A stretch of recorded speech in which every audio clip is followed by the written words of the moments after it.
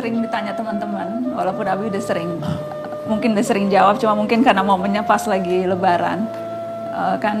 Anak-anaknya Abi 4 perempuan 1 laki-laki.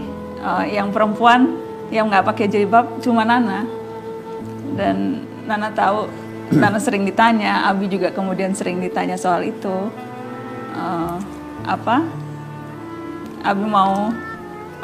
Nana kadang suka sedih gitu, gimana cara jawabnya, kadang suka bingung juga. Jadi Nana mau minta Abi bantuin Nana jawab. Walaupun sebetulnya Nana biasanya jawabnya adalah, Abi pernah nulis buku soal itu, jilbab pakaian wanita muslimah, bukunya bestseller. Jadi tolong dibaca, tolong dicari supaya dalil-dalilnya lengkap. Cuma mungkin karena ini momen Lebaran, mungkin Abi bisa cerita. Alwi juga mungkin bisa tambahin sedikit soal itu, Abi. Soal jilbab ini selalu jadi apa ya, Bi? Jadi pembahasan. Jilbab jauh sebelum revolusi Iran, jilbab seperti apa yang terjadi sekarang belum dikenal. Jauh sebelum ini, kiai-kiai besar kita, Kiai Hashim Asy'ari, sampai kepada tokoh-tokoh Muhammadiyah, istri-istri mereka, anak-anak mereka tidak memakai jilbab sebagaimana orang-orang dewasa ini memakai jilbab. Jadi ada 3 kemungkinan. Mereka itu tidak pakai jilbab karena tidak tahu bahwa itu wajib. Orang kan sekarang wajib jilbab, tidak tahu bahwa itu wajib. Nah, apa kira-kira mereka itu tidak tahu bahwa itu wajib? Atau justru tahu bahwa itu salah satu alternatif? Habib duga begitu. Kecuali jawaban yang kedua, dia takut sama anaknya, takut sama istrinya. Dia mau suruh pakai jilbab, menolak. Takut. Dan itu tidak mungkin. Di mana-mana kita melihat sekarang ini orang pakai jilbab, sebahagian garis bawahi sebagian sebagai mode, bukan sebagai tuntunan agama. Ya, dansa-dansi masih ini. Abi terus terang jauh lebih menghormati seorang wanita yang memakai kebaya, memakai kerudung, atau bahkan buka kerudungnya, tapi bersikap hormat, salat pada waktunya, akhlak dan sebagainya, daripada pakai jilbab tapi dansa-dansi, daripada ini. Bagaimana menurut Caca? Setuju. Ini juga Caca kan ini juga baru pakai jilbab ya, Caca? Iya. Abi selalu bilang lebih baik dijilbabin hatinya dulu daripada jilbab di. Nah itu satu ya. Kan? Nah, kita dididik oleh Abah. Anak-anak perempuannya tidak ada pakai jilbab. Karena ibu tidak pakai jilbab. Kenapa begitu? Karena memang ada pendapat yang bermacam-macam tentang aurat perempuan itu. Memang ada di dalam Al-Quran. Tetapi perintah dalam Al-Quran itu tidak semuanya wajib. Tidak semua wajib. Sehingga ulama beda-beda pendapat. Hadis-hadis yang berkaitan dengan itu beda pendapat ulama. Sehingga banyak pendapat. Itu yang Abi kemukakan di buku. Nah, Abi ingin berkata begini, bahwa pakailah jilbab dengan kesadaran. Yang sudah pakai jangan buka. Yang belum pakai jangan berkata bahwa dia melanggar agama. Ya kan? Tapi biar dia sadar, kalau dia sadar bahwa ini memang boleh, kenapa kita harus larang? Memang Quran dan hadis tidak secara tegas berkata wajib. Jadi intinya keragaman pendapat itu yang memungkinkan pilihan yang berbeda. Memungkinkan gitu. Pilihan-pilihan itu keragaman pendapat, bacalah. Hanya orang tidak baca pendapat. Orang terpaku di sini. Padahal pendapat bermacam-macam. Tapi karena mayoritas atau karena memang sudah jadi bagian dari apakah budaya atau semua orang sudah merasa sekarang kalau nggak pakai jilbab tuh malah justru yang aneh, Bi? Karena orang semuanya sudah pakai jilbab, ini mayoritas pakai, dianggapnya bahwa itu wajib. Benar ada yang mewajibkan, tapi ada juga yang tidak mewajibkan. Jadi Abi nggak apa-apa Nana belum pakai jilbab? Terserah Nana. Jangankan pakaian, dalam bidang pendidikan terserah. Abi pernah paksa? Abi hanya bilang apa kecenderungan, gitu kan yang diajarkan kita ya. Supaya sukses. Yang dipaksa berbaju sopan, yang Ya, diajarkan. harus Ada berbaju batasannya sopan. juga. Sekarang Nana kelihatan ini, itu ada hadisnya yang membolehkan ini kelihatan tangan.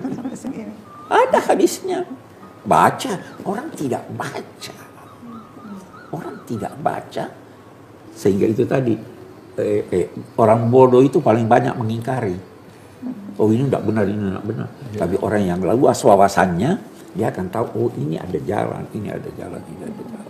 Tapi Ami Alwi juga melihat gitu nggak? Karena kan dikait-kaitkan semua nih. Yes. Najwa Shihab, ponakannya Alwi Shihab, Quraish Shihab, Nizar Shihab. Iya, saya punya anak perempuan. Mimi. Mimi juga tidak pakai jilbab. Jadi memang kita ini krisis menghormati perbedaan. Jadi perbedaan yang sebenarnya bisa diterima dan masuk akal itu kadang-kadang oleh orang-orang yang keras menganggap bahwa itu kesesatan dan itu tidak benar. Bahwa ulama yang punya pandangan-pandangan yang berbeda dari mainstream itu banyak sekali, bukan hanya soal jilbab. Soal definisi muslim, mukmin itu beda sekali antara satu dengan yang lain. Tapi karena kita hanya tahu satu, sehingga tidak mau melihat yang lain. Lalu yang lain itu dianggap sesat. Salah. Tapi satu hal, ya kalau bisa jilbab lebih bagus. Tidak berarti tidak lebih bagus. Ya. Dan kalau memang belum bisa jilbab, bisa pakai topi. Ini sama Kelihatannya Caca setuju nih. Istri Ami Alwi kalau ke Amerika, Ami Alwi bilang jangan pakai jilbab, pakai topi. Jadi keren juga, memenuhi persyaratan jilbab juga. Jadi malu kalau saya nggak pakai jilbab, iya pakai topi. Siapa yang mau mengkritik? Kan sama tutupnya. Nah, karena di Amerika situasinya kan beda. Jadi agama ini luas, agama ini mudah. Jangan cari masalah. Jangan cari. Tuhan tidak melihat penampakan. Tuhan melihat apa yang ada di hati kita. Kalau di hati kita kotor, suka membenci orang, bicara jelek terhadap orang, tapi pakai rapat jilbab, tentu hal itu tidak diinginkan. Yang diinginkan itu hati. Pelan-pelan nanti akan berubah sendiri. Insyaallah. Gimana Caca? Nggak, saya ingat waktu itu sebelum pakai jilbab sempat ngomong sama Kak Nana dulu, ingat nggak sih, kayak Kak gue mau pakai jilbab nih gitu, will you be okay? I just assure her, karena tahu betapa netizen nih kadang-kadang sulit di ininya ya Kak, diaturnya ya, karena kita pun sangat respect with each other kan, maksudnya kayak sama Kak Nana nggak pakai jilbab it's fine, Hala juga. Kalau di Amerika ketika praktek dokter juga harus lepas dan lain sebagainya, kita juga sangat respect dan lain sebagainya. Jadi I just want to make sure you will be okay. And she's selalu tough sih kalau Kak Nana. Enggak, Nana cuma karena kepikiran takut ngecewain Abi, takut ngecewain Abi nggak peduli, sama Ami nggak Nizar. peduli biarin aja. Masa nggak Kita peduli? dididik di Al Azhar sangat toleran dan terbuka. Ya ada orang-orang di Indonesia tidak mau jabat tangan dengan perempuan kan. Syekh Azhar yang sekarang itu jabat tangan. Ada kasusnya dengan Mama. Di lift Anda tahu ketemu, dia lihat Mama, dia tanya jabat tangan atau tidak. Dia sodorkan tangannya. Mama cuma ketawa. Terus Mama cerita sama Ali. Oh, oke, bagus. Terus waktu jalan dengan Syekh Azhar di mobil, dia panggil, Tal, duduk di sini. Udah. Terus anak cerita sama dia. Saya bilang, katanya tadi ente sodorkan tangan, ente tanya mau jabat tangan atau tidak. Tidak. Dia bilang, iya. Saya bilang, saya sudah tegur dia. Sebentar dia datang, jabat tangan. Dia bilang, memang saya itu selalu bertanya. Saya ingin berjabat tangan, tapi ada orang yang tidak mau. Ada orang juga yang mau. Jadi saya bertanya, apa maknanya? Bahwa sebenarnya Azhar itu membolehkan orang berjabatan tangan. Ada dalilnya. Tapi kan yang kata boleh, tidak boleh nih perempuan jabat tangan dengan laki-laki bukan mahramnya dan sebagainya. Ada dalilnya. Sayyidina Umar waktu membaiat Rasul membaiat perempuan, Sayyidina Umar jabat tangan. Nabi kenapa tidak? Nabi ingin memberi contoh yang lebih baik. Ya kan? Jadi itu terlalu banyak pendapat yang beda-beda sejak dulu dan pendapat itu berkembang terus sampai sekarang.